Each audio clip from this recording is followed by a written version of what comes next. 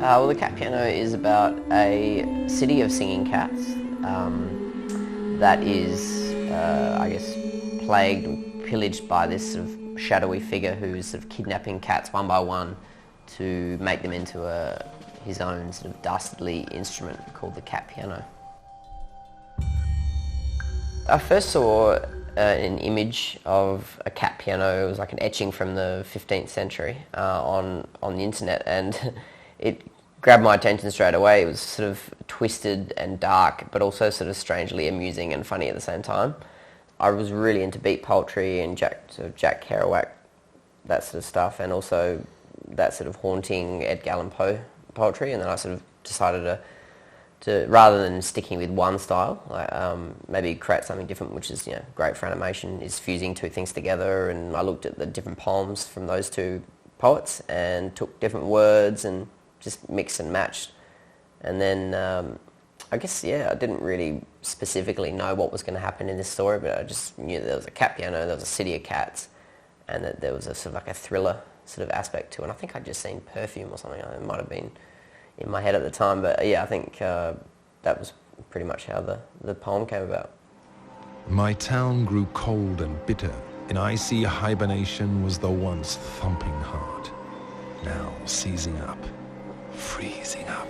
Nick Cave sprang to mind because I thought Australian, dark, poetic, resonant, all these, I was thinking of all these keywords, and Nick Cave just came to mind. And I obviously, everyone knows he's a great musician, and then I thought, well, he's actually a screenwriter as well, so he's into film, and he's into darker things, and apparently he was into cats, which I found out later on, which is cool. But he was the obvious choice. I think that his voice really, it summed up that poet character, and I think that it worked in the end because he's sort of got that, I guess, that sort of tragic, dark, poetic figure.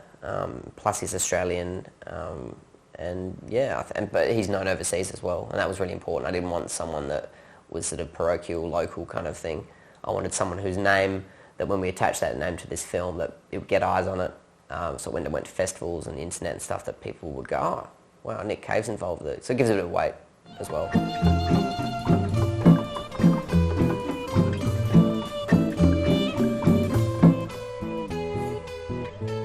A lot of the style of the cat piano came about because of the limitations. Because it was just, initially when we started, it was just Ed and I working on the film, and I was the only animator. We had to keep it really simple just so we could get it done. And the style sort of resulted from that, which is why there's a lot of black in the film, because we didn't have the time to paint lavish backgrounds.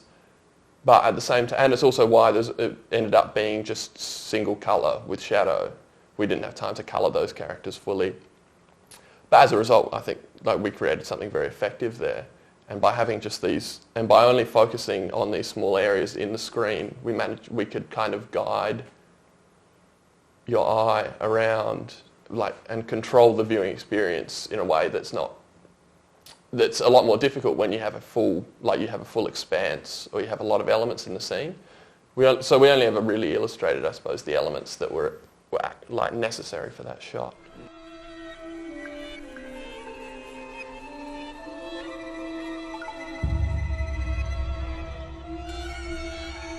There's obviously the Bruce Timm Batman stuff, which Ari was very much influenced by, and obviously even myself. And there was this great Japanese animator, Mazamura, and he was fixated on cats.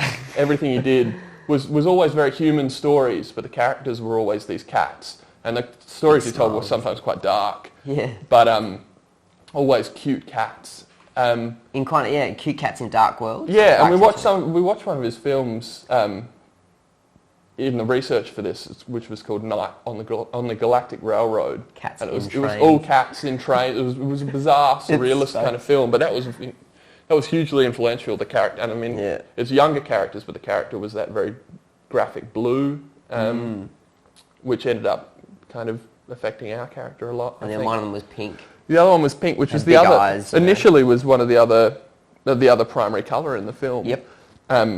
So at that stage in the development, there were actually we were using different, all bold palettes, and then we were switching between them, so certain scenes were this very green, purple. intense. But what we found, because the film was so fast and the delivery was so fast, it was too much information for the audience to take in. It was too confusing. And so we ended up stripping that back to just the single blue, and then the distinctive red to be the maestro's kind of colour. That really streamlined in the end. I mean, it really helped the film have a simple, solidified look. I think the green, there's like one point where he gets green when he's sick, was the only time we sort of deviated from it. Which we just did discuss. But I think that we both agreed that having those two worlds, the red world was the evil dark shit, and the blue world was the cool, jazzy world. Yeah.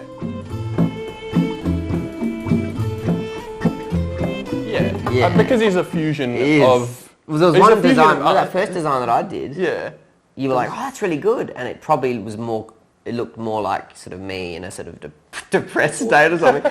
And then Ari's like took that and basically sort of put his spin on it, and it suddenly became taller and sort of slender and more angular, I guess, like Ari. And so it was sort of, it is a definite mix of us. And if people look at it and they go, oh, that looks like Ari, and hang on, it looks like Eddie, with the tie and the suit and the tight, jeans, whatever. I think even the way he moves is because we use ourselves for reference, is similar to us, and the expressions on his face are probably a mixture of ours. The eyebrows probably sometimes Ed, sometimes mine.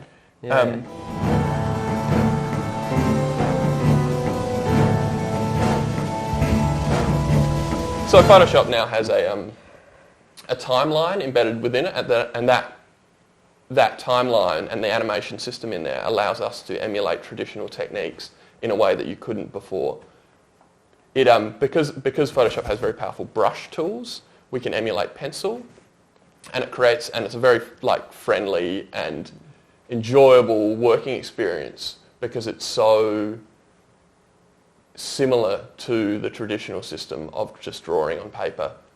And then the techniques that we employ, the animation techniques, are the same as those traditional techniques of starting with keyframes, like running them through, doing our line tests, putting them into the edit and checking them, timing them all out, ensuring that everything's working well, and then we take that back to the animator and they do the in-betweening. Because it was such a small staff for this project, all the animators had to do their own in-betweening, and then they also had to do their own clean-up.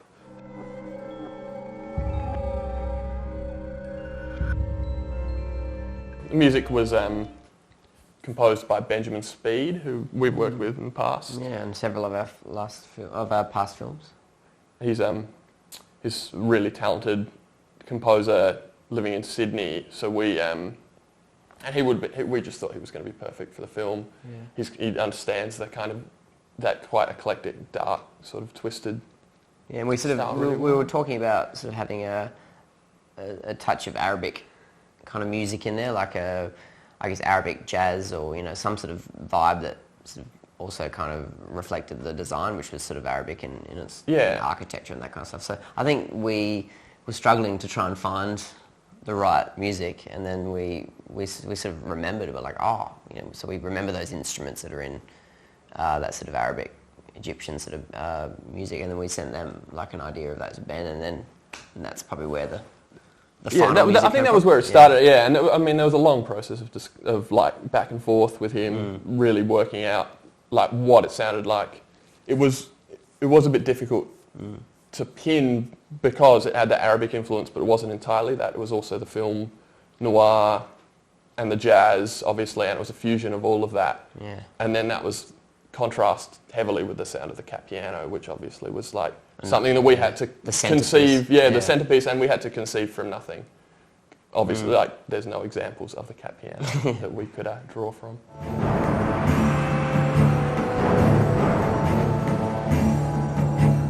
When we storyboard it, there's a bit of me, and then there's a bit of Ari, and then there's some shots which are a bit of both of us. And I think if we look through the film now, we could probably see you know, which shot, like Ari will say, oh, that's such an Eddie shot, and I'll be like, oh, that's such an Ari shot. And I guess that's the great thing about collaborating, is that you get something that you wouldn't have got had the other person not been there. You know, so this film would not have been the film it is without Ari or without myself. And I think there's a really interesting blend of styles there. And I think even with the character design, because my character designs are sort of more simple and I guess, I don't know how you describe them, but yeah, just sort of simpler and I guess looser, and Ari's sort of more sort of precise and graphic, and I think the two... Your style has an innocence to Yeah, it that I can't... No. I can't tap into in the same way. Yeah, yeah. Whereas your style had that sort of sophistication of like, you know...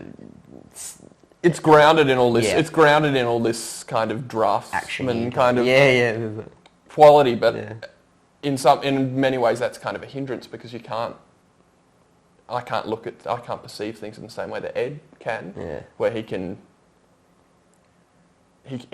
pulls things out of his brain in a different way than I do. That was really enjoyable. Much more, yeah. Yeah.